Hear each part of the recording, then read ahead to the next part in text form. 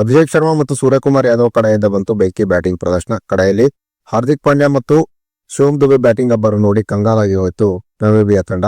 ಹಾಗಾದ್ರೆ ಅಭಿಷೇಕ್ ಶರ್ಮಾ, ಸೂರ್ಯಕುಮಾರ್ ಯಾದವ್, ಶಿವಮ್ ದುಬೆ ಮತ್ತು ಹಾರ್ದಿಕ್ ಪಾಂಡ್ಯರ ಬ್ಯಾಟಿಂಗ್ ಅಬ್ಬರ ಹೇಗೆ? ಟೀಮ್ ಇಂಡಿಯಾದ ಭರ್ಜರಿ ಬ್ಯಾಟಿಂಗ್ ಅಬ್ಬರ ನೋಡಿ ನಮಿಬಿಯಾ ತಂಡ ಕಂಗಾಲಾಗಿ ಹೋಗಿದ್ದೇಕೆ ಎಂಬುದರ ಕಂಪ್ಲೀಟ್ ಡೀಟೇಲ್ಸ್ ಅನ್ನ ಈ ವಿಡಿಯೋದಲ್ಲಿ ನಾವು ನಿಮ್ಮ ಜೊತೆ ಶೇರ್ ಮಾಡಲಿದ್ದೇವೆ. ಈ ಸುದ್ದಿಯ ಡೀಟೇಲ್ಸ್ ಅನ್ನ ಕೊಡುವುದಕ್ಕಿಂತ ಮುಂಚೆ ನೀವು ಟೀಮ್ ಇಂಡಿಯಾದ ಅಭಿಮಾನಿಗಳಾಗಿದ್ದಲ್ಲಿ ಈ ವಿಡಿಯೋಕ್ಕೊಂದು ಲೈಕ್ ಮಾಡಿ. ಹಾಗೆ ಟೀಮ್ ಇಂಡಿಯಾ ಈ ಬಾರಿಯ T20 ವರ್ಲ್ಡ್ ಕಪ್ ನಲ್ಲಿ ಮತ್ತೆ ಚಾಂಪಿಯನ್ ಆಗಿ ಹೊರಹೊಮ್ಮುತ್ತದೆ ಅಂತ ನಿಮ್ಗೆ ಅನ್ಸುತ್ತದೆಯೋ ಅಥವಾ ಇಲ್ಲವೇ ಎಂಬ ನಿಮ್ಮ ಅನಿಸಿಕೆಯನ್ನ ತಪ್ಪದೇ ಕಮೆಂಟ್ ಬಾಕ್ಸ್ ಅಲ್ಲಿ ತಿಳಿಸಿ. ಕೂಡ T20 ವರ್ಲ್ಡ್ ಕಪ್ ನ ಮೊದಲ ಪಂದ್ಯದಲ್ಲಿ ಭಾರತ USA ಎದುರು ನಿರೀಕ್ಷೆಗೆ ತಕ್ಕ ಒಂದು ಉತ್ತಮವಾದ ಪ್ರದರ್ಶನ ತೋರಲು ವಿಫಲವಾಯಿತು. ಮೊದಲ ಪಂದ್ಯದಲ್ಲಿ ಭಾರತ ಒಂದು ಉತ್ತಮವಾದ ಬ್ಯಾಟಿಂಗ್ ಪ್ರದರ್ಶನವನ್ನು ತೋರಲು ವಿಫಲವಾಯಿತು. ಆದರೆ ಬೌಲಿಂಗ್ ನಲ್ಲಿ ತಕ್ಕ ಮಟ್ಟಿಗೆ ಒಂದು ಉತ್ತಮವಾದ ಪ್ರದರ್ಶನ ತೋರಿದ ಕಾರಣವೇ ಟೀಮ್ ಇಂಡಿಯಾ USA ಎದುರು ಮೊದಲ ಪಂದ್ಯದಲ್ಲಿ ಗೆಲುವನ್ನ ಕಡಿತು. ಮೊದಲ ಪಂದ್ಯದಲ್ಲಿ ಟೀಮ್ ಇಂಡಿಯಾ USA ಎದುರು 300 ರನ್ಗಳನ್ನ ಕಲೆ ಹಾಕಬಹುದೆಂಬ ದೊಡ್ಡ ನಿರೀಕ್ಷೆಯಲ್ಲಿ ಟೀಮ್ ಇಂಡಿಯಾದ ಅಭಿಮಾನಿಗಳಿದ್ದರು. ಆದರೆ ಅದು ಸಾಧ್ಯವಾಗಲಿಲ್ಲ. ಮೊದಲ ಪಂದ್ಯದಲ್ಲಿ ಮಾಡಿದ ತಪ್ಪುಗಳನ್ನ ಇದೀಗ ಟೀಮ್ ಇಂಡಿಯಾದ ಬ್ಯಾಟ್ಸ್ಮನ್ಗಳು ತಿದ್ದಿಕೊಂಡಿದ್ದಾರೆ.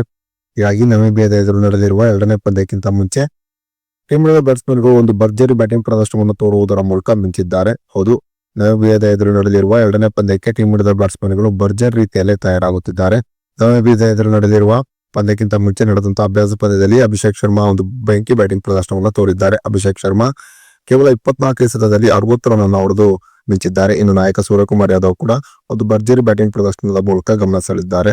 ಸೂರ್ಯಕುಮಾರ್ ಯಾದವ್ 18 ಎಸೆತದಲ್ಲಿ 36 ರನ್ ಅನ್ನು ಹೊಡೆದಿದ್ದಾರೆ.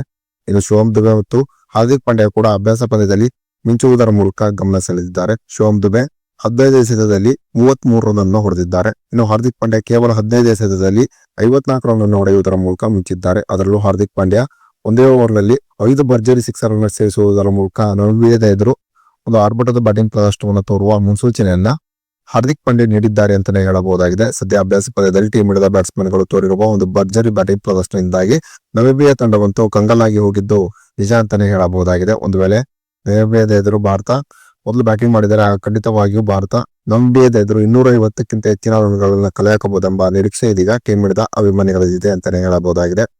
ಇನ್ನು ನಮಿಬಿಯಾದ ಎದುರು ಭಾರತ ಒಂದು ವೇಳೆ ಮೊದಲು ಬ್ಯಾಟಿಂಗ್ ಮಾಡಿದರೆ ಆಗ ಭಾರತ ಎಷ್ಟು ರನ್ಗಳನ್ನ ಕಲೆ ಹಾಕಬಹುದೆಂಬ ನಿಮ್ಮ ಅನಿಸಿಕೆಯನ್ನ ತಪ್ಪದೇ ಕಮೆಂಟ್ ಬಾಕ್ಸ್ ಅಲ್ಲಿ ತಿಳಿಸಿ.